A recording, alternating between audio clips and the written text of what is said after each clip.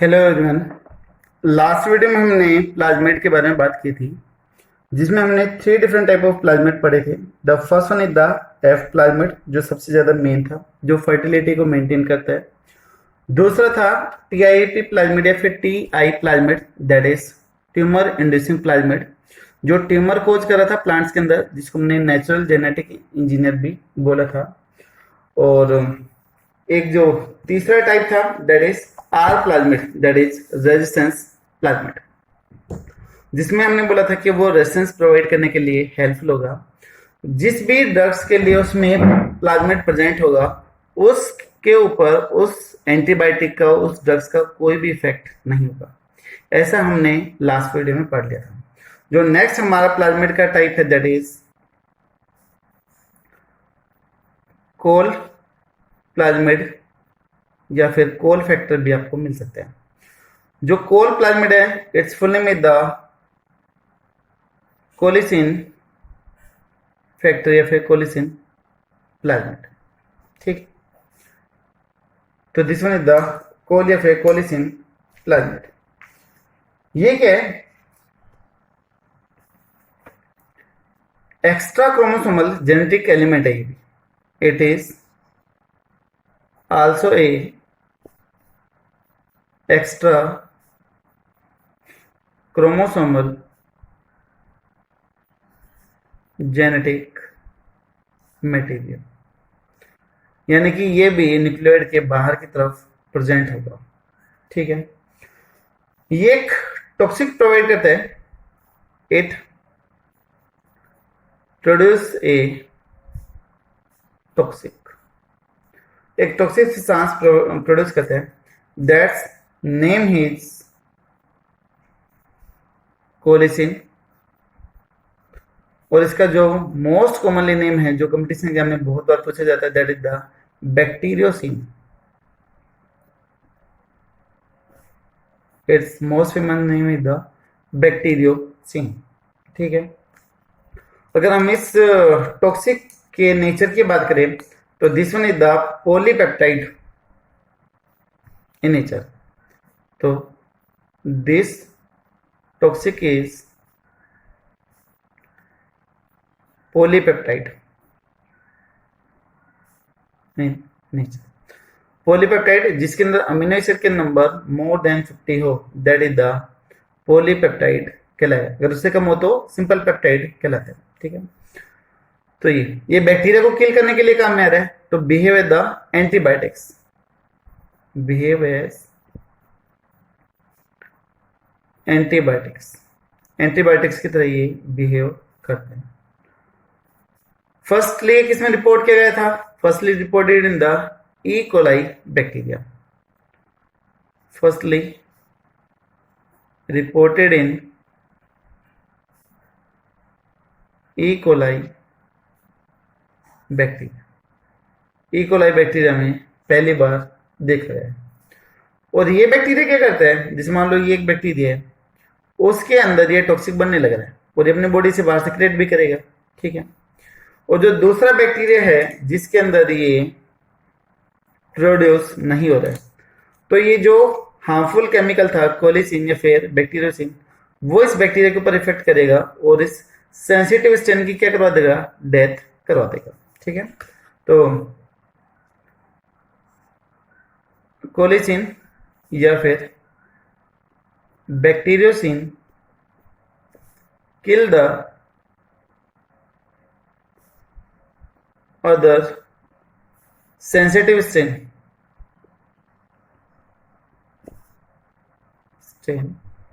Of bacteria. Bacteria के दूसरे sensitive strain को क्या करता है? ये किल करता है। तो इसलिए ये एंटीबायोटिक्स की तरह भी यूज होगा। ठीक है, next one is the mercury resistance plasmid. ये छोटे छोटे पॉइंट हैं, इनको बिना हेडिंग के देख लेते हैं। Next one is the mercury resistant plasmid. Mercury is the liquid metal, जो कैसी है? टॉक्सिक नेचर की है। बट कुछ बैक्टीरिया ऐसे हैं जिनके ऊपर मरकरी का भी कोई इफेक्ट नहीं होगा। वो मरकरी के इफेक्ट को भी इजीली क्या कर सकते हैं? टॉलरेट कर सकते हैं। ठीक है। तो सम स्ट्रेन ऑफ किस किस के, सुडोमोनास के, सुडोमोनास एंड स्टेफाइलोकोकस। याद होगा स्ट्रेप्टोकोकस था जिसमें चेन में हो, और अगर राउंड बैक्टीरिया मास के अंदर प्रेजेंट हो तो उसको हमने क्या बोला था, स्टेफाइलोकोकस बोला था। तो इनके स्ट्रेन के अंदर ये कैपेबिलिटी मिलती है कि जो हैवी मेटल आयंस हैं उनका भी कोई टॉक्सिक इफेक्ट नहीं डाल सकते, ठीक है। तो these bacteria can easily tolerate the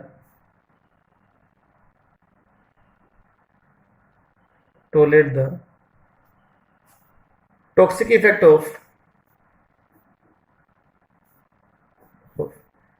heavy metal ions। इनके टॉक्सिक इफेक्ट को भी ये इजिली टॉलरेट कर सकते हैं, ठीक है। इसी तरीके से एक फेमस है, that is degradative plasmid. Next one heading add कर लेते हैं, डिग्रेडेटिव प्लाज्मिड। डिग्रेड करने का मतलब तोड़ना किसी भी चीज को, तो वर्ड वहीं से आया है, दैट इज डिग्रेडेटिव। ये जो स्पेशल टाइप ऑफ प्लाज्मिड है ये आर्टिफिशियली डिजाइन किया गया था बाय द आनंद मोहन चक्रवर्ती जी के द्वारा, और इसको सुपर बग भी बोला गया, दैट इज सुडोमोनास पोटेटा के अंदर तैयार किया गया था। और ये जो बैक्टीरिया था जिसके अंदर ये प्लाज्मिड होता है वो पेट्रोलियम के अंदर जो हाइड्रोकार्बन रहते हैं उनको डिग्रेड करता है। तो जो ऑयल स्पिल बनती है उनको ट्रीट करने में या कंट्रोल करने में ये प्लाज्मिड हेल्प करता है, ठीक है। तो कंपटीशन एग्जाम के लिए जरूरी है, काफी बार पूछ लेते हैं ये। तो इट इज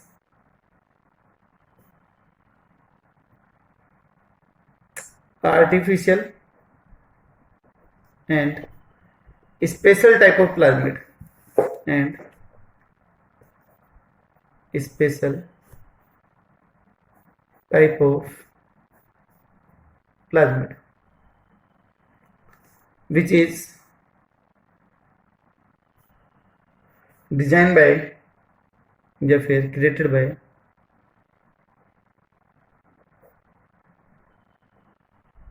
by नाम क्या था साइंटिस्ट का, दैट इज आनंद मोहन चक्रवर्ती। आनंद मोहन चक्रवर्ती,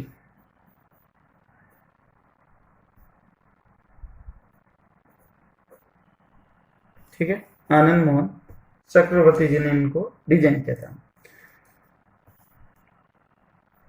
कैसा था ये, सुपर बग था,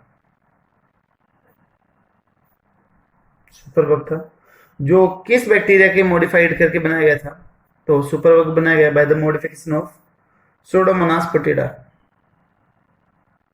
सुडोमोनास पोटेटा,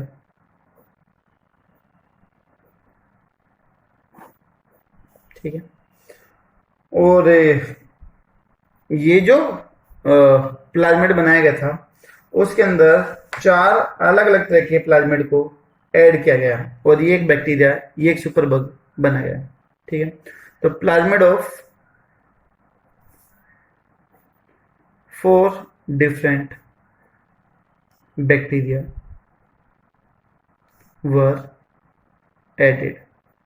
एक ही बैक्टीरिया में, सुडोमोनास पोटेटा में, सुपर बग में 4 अलग अलग तरह के प्लाज्मिड डाल दिए, और चारों को एक साथ में क्या बोल दिया, डिग्रेडेटिव प्लाज्मिड बोल दिया, जिनके अंदर कैपेबिलिटी थी डिग्रेड करने की, ठीक है। Now this bacteria was,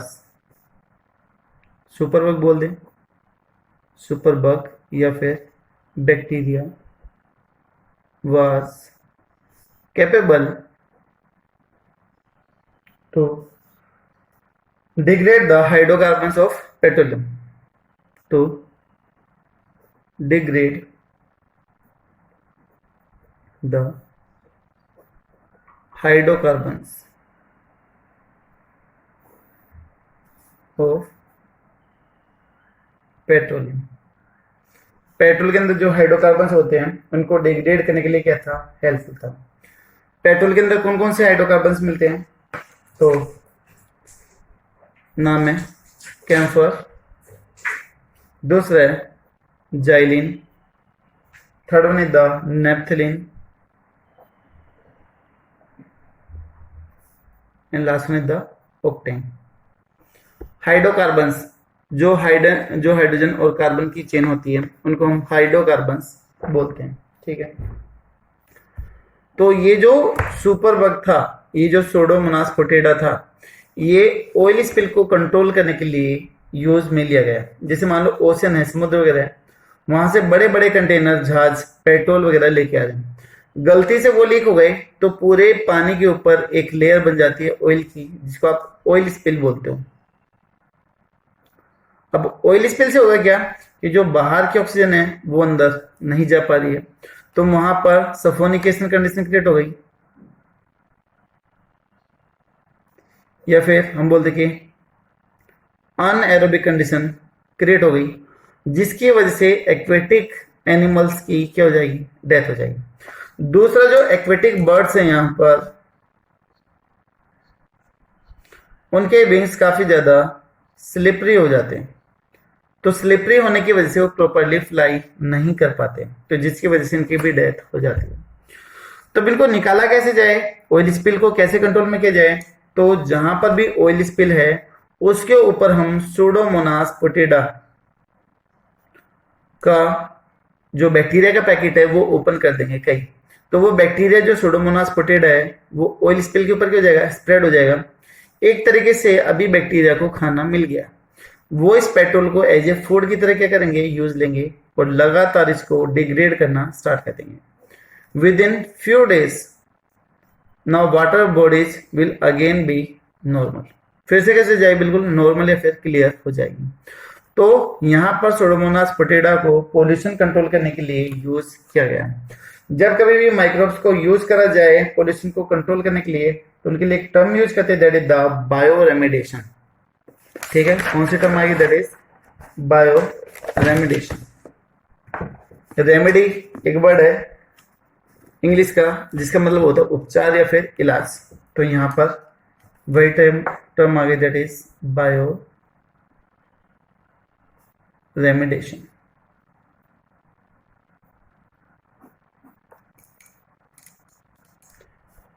When microorganisms are used to control the pollution,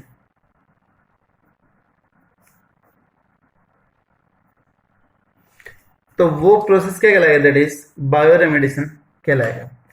for example, जैसे कि हमने ऑयल स्पिल को कंट्रोल करने के लिए किसका यूज किया था, सूडोमोनास पोटैटा का यूज किया था। For example, to control the oil spill in water bodies we use the, कौन सा बैक्टीरिया, सूडोमोनास पोटैटा।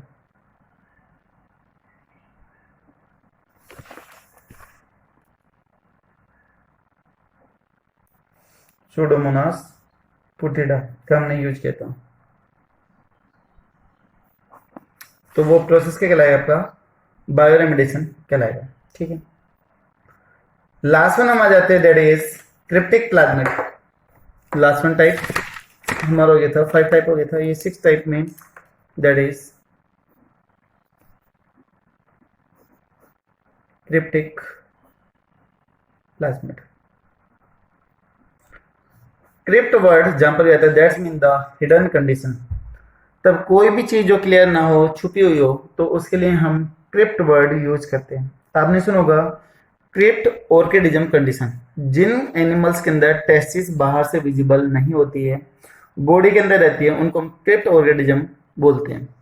तो यहाँ पर क्रिप्ट प्लाज्मिड, तो इनका जो वेट होगा, मोलिकुलर वेट होगा, वो कैसे होगा, लो मोलिकुलर वेट होगा, और कैसे होगा, सर्कुलर डीएनए होगा। ठीक है, तो these are the low molecular wait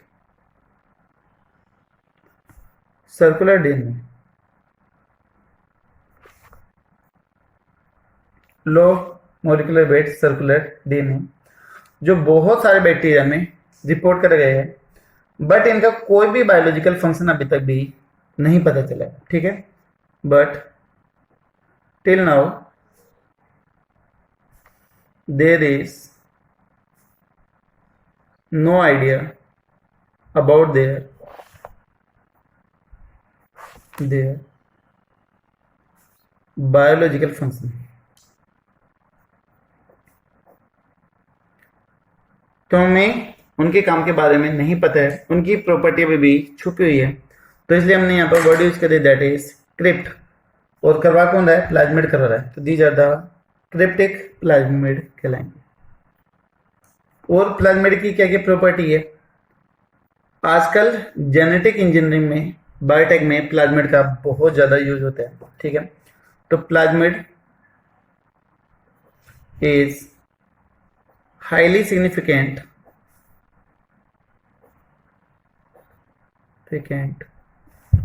in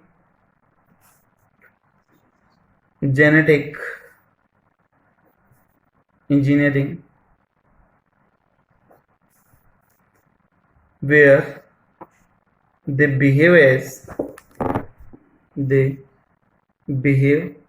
या फिर use as वेक्टर बोल दो, कैरियर बोल दो, व्हीकल बोल दो। ठीक है, इनकी तरह यूज करे जाते हैं इन RDT, that is recombinant DNA technology. ठीक है, और कहां पर यूज करते हैं, जो प्लाज्मिड है they are also use to production of the antibiotics antigen in the bacteria toxin. ठीक है, तो plasmid are also used to production of किसकी एंटीबायोटिक्स, एंटीजन, बैक्टीरिया टॉक्सिन, उनको प्रोड्यूस करने के लिए डिफरेंट टाइप के प्लाज्मिड का यूज करा जाता है। ठीक है, और जो प्लाज्मिड है that also behave at the jumping gene या फिर ट्रांसपोसोम्स की तरह भी बिहेव करते हैं। ठीक है, ये क्या है, आगे इसके बारे में हम बात करेंगे। तो plasmid also behave as jumping gene या फिर ट्रांसपोसोम्स, यानी कि वो जीन जो अपनी पोजीशन लगातार चेंज कर सके उसको हम जंपिंग जीन या फिर ट्रांसपोसोम्स बोलते हैं। ठीक है, इनको हम मोबाइल जीन्स भी बोलते हैं और also known as the cassette gene भी बोलते हैं, कैसेट्स जीन भी इनको हम बोल देते हैं। ठीक है, ये अपनी कॉपी बना के किसी और दूसरे डीएनए में जाके ऐड हो जाते हैं, तो इनकी जो पोजीशन है वो लगातार चेंज होती रहती है, इसलिए इनको हम ट्रांसपोसोम से फिर मोबाइल एलिमेंट भी बोलते हैं। ठीक है, तो ये हो गया प्लाज्मिड और इसके डिफरेंट टाइप्स इधर कंप्लीट होते हैं। तो हमारा जो दूसरा साइटोप्लाज्मिक कंपोनेंट था after nucleoid that was plasmid, जो कंप्लीट हुआ। ठीक है, उसके बाद में हम बात करते हैं यहाँ पर इंक्लूजन बॉडीज की बात कर लेते हैं कि साइटोप्लाज्म में और कौन कौन सी चीजें प्रेजेंट होगी। तो हमने बोला था कि बैक्टीरिया के साइटोप्लाज्म में छोटे छोटे ग्रेन्यूल्स प्रेजेंट होते हैं जिनको हम इंक्लूजन बॉडीज बोलते हैं। तो थर्ड कंपोनेंट आ जाएगा आपका that is after nucleoid and plasmid, जो थर्ड वन है दैट इज inclusion bodies। जो इंक्लूजन बॉडीज है उसमें बताया था कि they have the both organic and the inorganic molecules या फिर आयन, दोनों तरह की पार्टिकल्स हो सकते हैं उसमें, ऑर्गेनिक भी और इनऑर्गेनिक भी हो सकते हैं, और उनके जो फंक्शन होते हैं वो भी क्या होंगे, अलग अलग होंगे। तो inclusion bodies are the small organic and inorganic molecules present in cytoplasm and perform different function, और अलग अलग फंक्शन वो करेंगे। कौन कौन से मिलेंगे, फॉर एग्जांपल देख लेते हैं। फॉर एग्जांपल पहले जैसे हम बात करते हैं PHB, पहला काफी मेन है, दैट इज पॉलीहाइड्रोक्सीब्यूटाइरेट, पॉलीहाइड्रोक्सीब्यूटाइरेट। ये जो पॉलीहाइड्रोक्सीब्यूटाइरेट है इसकी खास बात ये कि ये बायोडिग्रेडेबल नेचर का, this one is the biodegradable in nature. तो इससे हम बायोडिग्रेडेबल प्लास्टिक की भी फॉर्मेशन कर सकते हैं, ठीक है। तो पॉलिएस्टर है ये एक तरीके से, and use to make biodegradable plastic, ABL है ना, प्लास्टिक, बायोडिग्रेडेबल प्लास्टिक बनाने के लिए इसका यूज करा जाता है। और क्या चीज मिलेगा, पहला कंपोनेंट ही हो गया। दूसरा हम बोल दें that is glycogen, second one is the glycogen. Glycogen किसकी तरह बिहेव करेगा, फूड पार्टिकल की तरह बिहेव करेगा, and that is the most common food in the bacterial cell, ठीक है। तो ये क्या कार्बोहाइड्रेट है and most common inclusion bodies है, बिहेव एज फूड की तरह बिहेव करेगा। और कौन से इंक्लूजन बॉडीज होगी, नेक्स्ट वन अगर हम बात कर लेते हो, also of the oil granule, oil या फिर लिपिड ग्रेन्यूल्स वो भी प्रेजेंट होंगे। इसके अलावा इसमें एक मेन मिलता है दैट इज वोल्यूटिन, वोल्यूटिन भी मिलता है, और जो वोल्यूटिन वर्ड यूज हो रहा है वो किसके लिए यूज होने लग रहा है, that is granules of phosphate, of phosphate, PO4 negative के ग्रेन्यूल्स के लिए हमने बोला है दैट इज वोल्यूटिन वर्ड यूज किया, ठीक है। तो ये डिफरेंट डिफरेंट टाइप के होंगे। इसके अलावा कैल्शियम, मैग्नीशियम, आयरन, अलग अलग टाइप्स के यहाँ पर ग्रेन्यूल्स प्रेजेंट होंगे। इन सभी को एक साथ में हम क्या बोल देते हैं, इंक्लूजन बॉडीज बोल देते हैं। नेक्स्ट वन हम साइटोप्लाज्मिक कंपोनेंट की बात करते हैं that is ribosome. Fourth one component आ जाएगा दैट इज राइबोसोम, ठीक है। अगर हम राइबोसोम की बात करें तो बैक्टीरिया में जो राइबोसोम होगा दैट इज 70S राइबोसोम मिलेगा। मैंने पहले बताया था कि आपने ये पढ़ा हुआ है, जो 70S राइबोसोम है उसमें दो यूनिट है, एक तो लार्ज और एक कौन सी है, स्मॉल। लार्ज यूनिट और एक है स्मॉल यूनिट। तो जो लार्ज यूनिट की वैल्यू दैट इज 50S और जो स्मॉल की दैट इज 30S। 20 मत समझना कभी, टोटल करने के चक्कर में आप इसको 20 बोल देना। ये जो S है वो सेडिमेंटेशन कोफिशिएंट को रिप्रेजेंट करती है, जो स्वेडरबर्ग जी के द्वारा दी गई थी। उन्होंने बताया था कि कोई भी जो राइबोसोम की यूनिट है वो कितने स्पीड से कितने डेंसिटी के साथ नीचे की तरफ जाएगी। तो यहाँ पर हमें टोटल नहीं करना है, सिर्फ यहाँ पर आप याद करना कि ये सेडिमेंटेशन कोफिशिएंट को रिप्रेजेंट करती है। तो यहाँ पर जो S है रिप्रेजेंट सेडिमेंटेशन कोफिशिएंट, सेडिमेंट बैठने की दर को रिप्रेजेंट करती है एंड गिवन बाय स्वेडरबर्ग जी के द्वारा दी गई थी। तो उसके ऑनर में स्वेडरबर्ग का एस यहाँ पर यूनिट के लिए यूज किया गया। ठीक है, दोनों यूनिट को आपस में फ्यूज करने के लिए जिस आयन की रिक्वायरमेंट है दैट इज मैग्नीशियम आयन। ठीक है, magnesium ion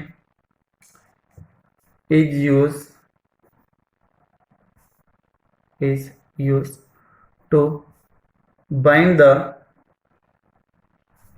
units of ribosome. Ribosome की यूनिट को बाइंड करने के लिए मैग्नीशियम आयन की जरूरत होगी। और जो राइबोसोम है वो दो स्टेट में मिलेगा। राइबोसोम की दो स्टेट होगी। दो स्टेट कौन कौन सी? एक तो फ्री स्टेट और दूसरी कौन सी है? फ्यूज्ड या फिर कंबाइंड स्टेट। फ्री स्टेट में कहां पर मिलेगा? जो राइबोसोम है वो फ्रीली साइटोप्लाज्म में क्या करेंगे? एग्जिस्ट करेंगे। तब हमने बैक्टीरिया की सेल देखी थी तो ये डायग्राम बनाए थे। When ribosome are freely present in cytoplasm. क्या इस पे मेम्ब्रेन होगी? राइबोसोम पे नहीं, तो नॉन मेम्ब्रेन बाउंडेड ऑर्गन लिए। तो मेम्ब्रेन इज एब्सेंट। ठीक है, तो नॉन मेम्ब्रेनस ऑर्गन लिए। दूसरा कौन सा? फ्यूज्ड स्टेट या कंबाइंड स्टेट।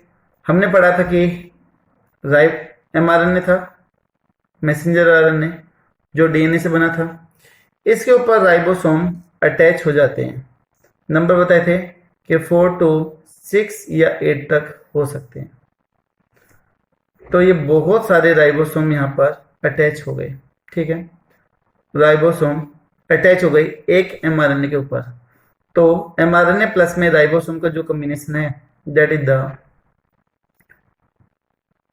पॉलीसोम या फिर पॉलीराइबोसोम भी बोल देते हैं। और ये एक ही जैसी प्रोटीन बार बार बनाने के लिए भी रेस्पॉन्सिबल हो सकते हैं। ठीक है, तो can produce same type of protein. अगर रिक्वायर्ड है तो ही बनाएगा, अदरवाइज ये क्या करेगा? डिफरेंट टाइप की प्रोटीन भी बना सकता है। ठीक है, तो ये हमारा नेक्स्ट हो गया दैट इज राइबोसोम हो गया। राइबोसोम को हम प्रोटीन फैक्ट्री भी बोलते हैं।